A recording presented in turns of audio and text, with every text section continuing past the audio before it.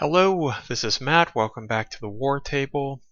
Well, here we are on the eve before the inauguration, and this is just a quick run through of where we are before we start the official presidency, Trump 2.0 or Trump Reloaded, whatever you want to call it.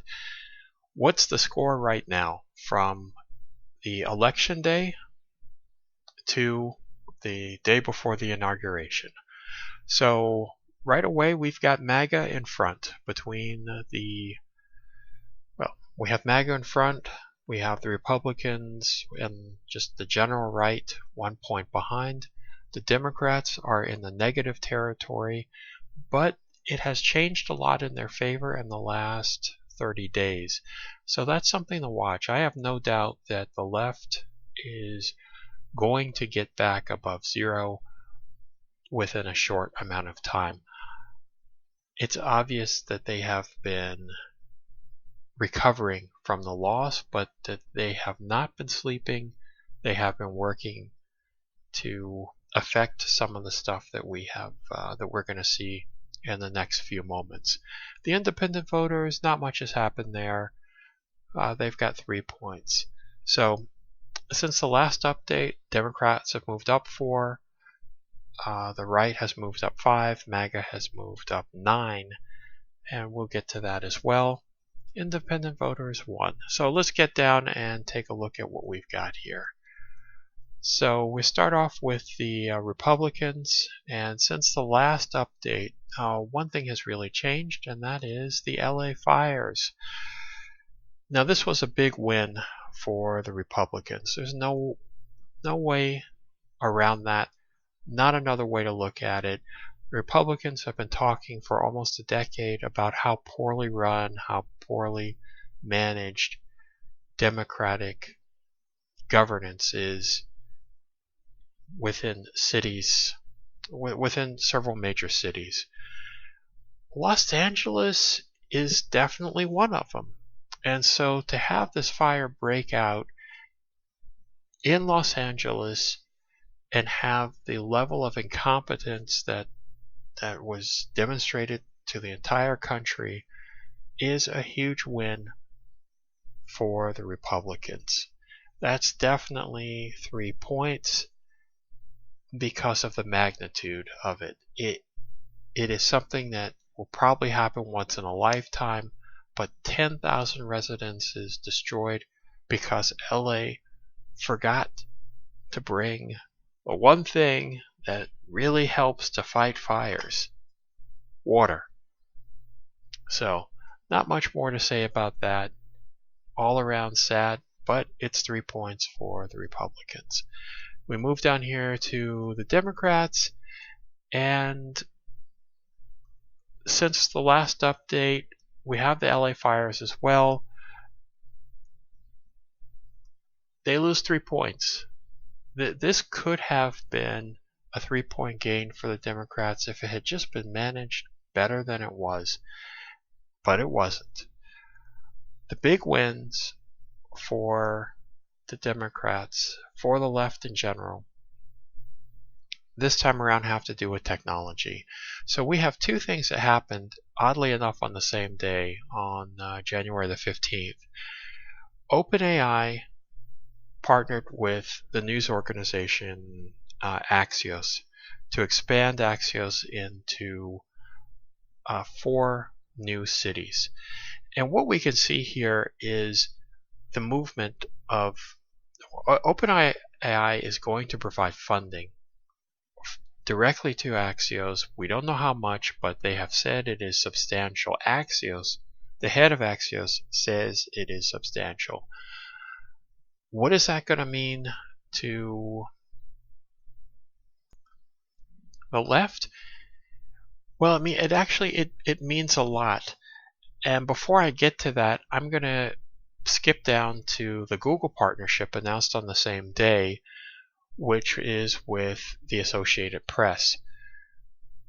So what you have, OpenAI obviously is the owner of ChatGPT, and their strategy is to Well, it's two things really. Not only are they helping Axios with newsroom operations, supposedly, but the second part, which is the most important part of this deal to the left, is they're going to end up ingesting Axios news data as data that will be spit back out when people query ChatGPT. Axios is definitely aligned with the left. They're definitely aligned with the left, and having Axios's news data as a part of the, let's just say, the foundational knowledge that ChatGPT will be using is a big win. That is 3 points. Google is doing the same thing with Associated Press for Gemini. Gemini is the equivalent of ChatGPT for Google.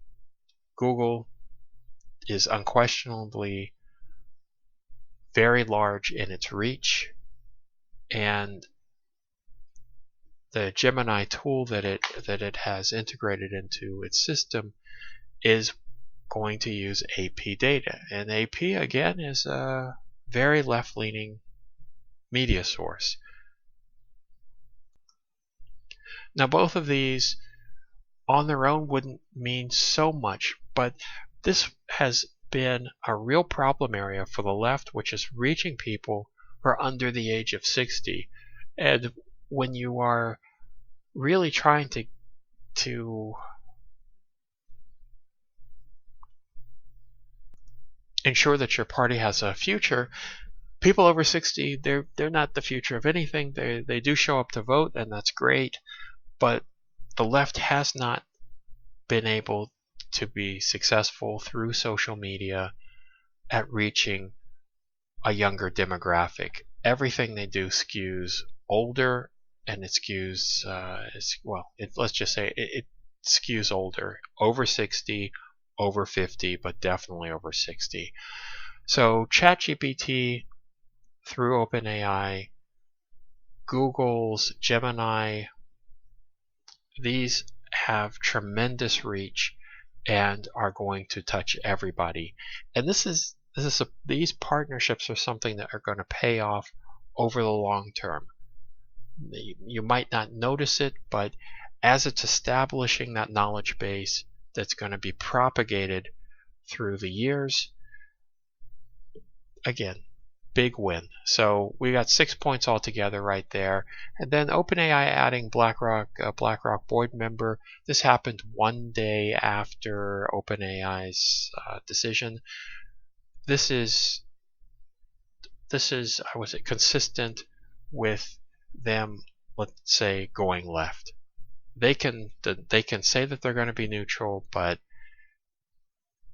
we're going to do a whole different video on BlackRock in the future. But BlackRock is at least an 6 to 8% shareholder of most media organizations in the U.S. ABC, NBC, through the parent companies. They are tremendous owners, and they definitely have a voice. They don't use the voice we would like to believe to affect or to impact content, but I would just leave it as a point because it's showing a direction. What they own skews left, so this just adds to that panorama of things that they own or have invested in skewing left. So we'll clean it up right here. We get to MAGA and what has changed since we spoke last. Lindy Lee, who was the person who left the Harris campaign, has